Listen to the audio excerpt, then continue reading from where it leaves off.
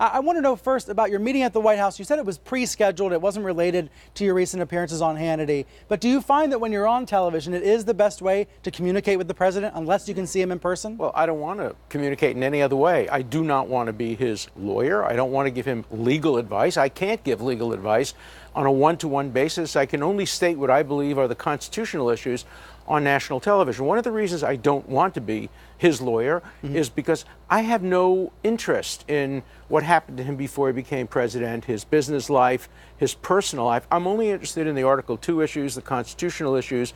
I'm interested in doing what the American Civil Liberties Union has failed to do, and that is defending the rights of all Americans. The ACLU, for the first time, I think, in its history, issued a press release defending, justifying, and praising the raid on Michael Cohen's office without alerting the Americans to the risk that happens if you allow invasion into a lawyer, a doctor, a priest, a spousal privilege. So I'm the default guy on civil liberties. There's nobody out there. Has the president asked you to be his lawyer? I can't ever say who's ever asked me to be his lawyer, but I've made it clear. I don't want to be the president's lawyer. Is it your impression he's having a hard time getting a lawyer? No, I think he got a good lawyer in New York. I think he has some good lawyers in Washington. There's a lot of conflicts of interest, which make it very hard for him to get lawyers. I know that a lot of good lawyers who wanted to get involved in the case, their law firms won't let them because they have conflicting interests. But I think the key point is to make sure that in an effort to get Trump, we don't diminish our civil liberties and create bad precedents. Who's trying to get Trump? Oh, a lot of people are trying to get Trump. A lot of radicals, a lot of lefties, a lot of people, a lot of my friends and relatives are furious at me because they want to get Trump, and I'm in their way. I'm standing in the way of getting Trump by raising Article 2 issues, civil liberties issues, civil rights issues. If you don't think there are people out there trying to get Trump, just like they were trying to get Hillary Clinton, people were trying to get Hillary Clinton. I think many people are opposed to President Trump, but when you say get Trump, it implies to me some sort of coordinated, almost conspiracy. Let's go out and get him. No. There's no conspiracy when they said Is Robert Mueller trying to get Trump? When they said get Hillary, there was no conspiracy. Just a lot of people wanted to lock her up. A lot of people want to lock up Trump. Do you think Robert Mueller is a part of that? I think Robert Mueller has a target that he's after. When you're a special counsel, you don't want to come away with nothing after you've spent millions of dollars. He's already got plenty. So, no, I don't think he has plenty. I think he has low-hanging fruit. And right now, if he could get Trump, it would be a great feather in his cap, just like Ken Starr wanted to get Clinton. That's what special counsel do. Their object is to get. You're saying it's about ego almost. No, it's about reputation. It's about their perception of integrity. In the end, ego plays a role. But it's the role of the civil libertarian to make sure that they don't use means to justify their ends that lie around like loaded guns and can be used as precedents against all of us. You know, it was H.L. Mencken who said, first they go after the SOBs, and they establish precedents there, and then they come after the rest of us. That's been my role for 53 years, whether it was defending Bill Clinton, Hillary Clinton, Democrats, Republicans. I'm not partisan. I only care about civil liberties and due process. Do you think it's a problem that the president seems to watch so much television, react to what he sees on television, including your segments? Is it a healthy thing? Look, that's how he got elected president. He tweeted, he watched television. I'm not going to second guess that. My preference would be for Hillary Clinton or Barack Obama, who are much more studious, who work hard. He works hard, but who are much more substantive in some ways. That's why I'm a Democrat. That's why I voted for Hillary Clinton and Barack Obama. I didn't vote for Donald Trump. I'm not here to defend him. I'm here to defend civil liberties and due process. In the New Yorker this weekend, Adam Davidson has written a column that's getting a lot of shares. I think a lot of liberals reading this column as a fantasy. Let's put part of it on screen.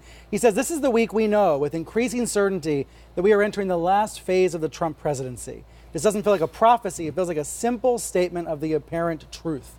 Davidson's argument is that the Michael Cohen raid, the investigation of Cohen, is going to unearth a lot of damaging information about both Cohen and the president.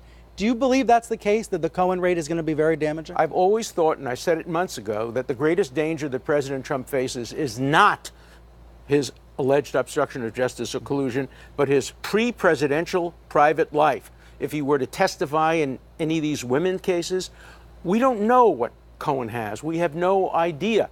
But he doesn't have the same kind of constitutional defense if they were to find material. Also, he's vulnerable because if they find material, they can go after him for state charges, and he can't pardon in state charges. He can only pardon for federal charges. So I do think that his lawyers ought to be focusing a lot of their attention on the Southern District of New York, the State Attorney General of New York, and less attention on Mueller. Although the Mueller matter is connected to New York, he is much more vulnerable on what he did before he was president than when he's done as president, because what he's done as president has constitutional protection. The other does not. That's how they got Bill Clinton before he was president. You know, the women, they didn't get him for when he was president, except that the perjury that grew out of what he had done previously. That's the vulnerability. Since you were with the president this week, do you sense that he knows how bad a fix he is in? The president didn't talk about that kind of thing with me. I was there to talk about the Middle East. I've been there 3 times to talk about the Middle East. My hope is that he can help bring about a peaceful resolution of the Middle East, and I want to help him. I try to help President Obama. I try to help President Clinton on the Middle East. That's my passion. That's why I was invited to the White House, and that's why I will continue to go back to the White House no matter who's president to try to help fix the big problems in the Middle East. Did he seem particularly angry this week when you were there? I was only with him for an hour and a quarter. It was a very informal dinner with a group of people. He seemed upbeat. He wanted to talk about, you know, the Netanyahu issue in Israel. He wanted to talk about the Gulf and Syria and the Israeli-Palestinian conflict.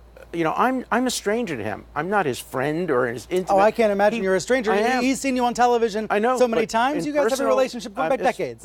No, we don't. I mean, I met him like twice before he was president, mostly for handshakes and one phone call. We're not friends. I've never been in a social setting with him at all. And so he would never show me his feelings. I'm somebody brought in from the outside to help on the Middle East and then go home. In fact, at the dinner, they basically threw me out when they wanted to talk about confidences. They said, all right, we're finished with dessert, you leave now. And they continued to talk about confidence. I am not an intimate, I am not a supporter, I am not a defender of Donald Trump, the person. I'm a defender of civil liberties and basic due process. And that's what I'm going to continue to do, because that's been my life's calling. Thanks for being here, Professor. Thank you.